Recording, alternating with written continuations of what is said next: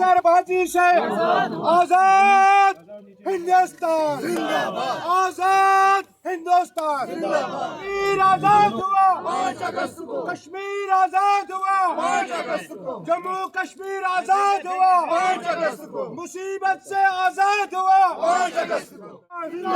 शरीफ नरेंद्र मोदी जी जिंदाबाद, शरीफ नरेंद्र मोदी जी जिंदाबाद। इधर से भी मर रहे थे, उधर से भी मर रहे थे। 370 के बाद मैं जिम्मेदार स्टेज पे कहना चाहता हूं कि कहीं इनोसेंट किलिंग नहीं हो गई। अगर किलिंग हो गई, जिन्होंने जो मुलव्वस थे कहीं और जिन्होंने देश को नुकसान किया था, उनकी किलिंग जरूर होगी। यहाँ के माँ बहन बेटी पे जुल्म होता था, उस 370 का खात्मा हुआ। जो 370 दहशतगर्दी, सेपरेटिज्म, अलगाववाद को बढ़ावा देता था। और आज हम ये दिन इसलिए मनाता है क्योंकि आज के दिन ही जम्मू कश्मीर भारत का अभिन्न अंग बन गया है। और आज इसलिए जश्न मनाए क्योंकि पिछले 5 सालों से जिस तरह से जम्मू कश्मीर में विकास हो रहा है, डेवलपमेंट हो रही है, जिस तरह से अमन कायम है, कहीं एक पत्थर भी नहीं चली इन 5 सालों में और किसी मासूम की जान नहीं गई, इसलिए आज हम खुशी मनाएं। आज मेरी बेटी, मेरी बहन आज अपने शोहर को नहीं ढूंढती है तिहाड़ में।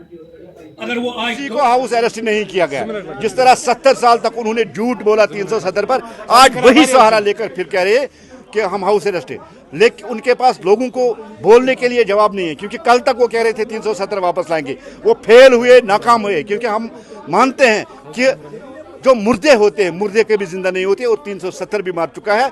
अब मुर्दे को जिंदा करना नामुमकिन है, नहीं होता। इसलिए आज झूठ का सहारा लेकर लोगों को देख रहे हैं कि नई नई योजनाएं जो हैं वो सिर्फ हिंदुस्तान में ही नहीं बल्कि कश्मीर में भी लागू हो रही हैं।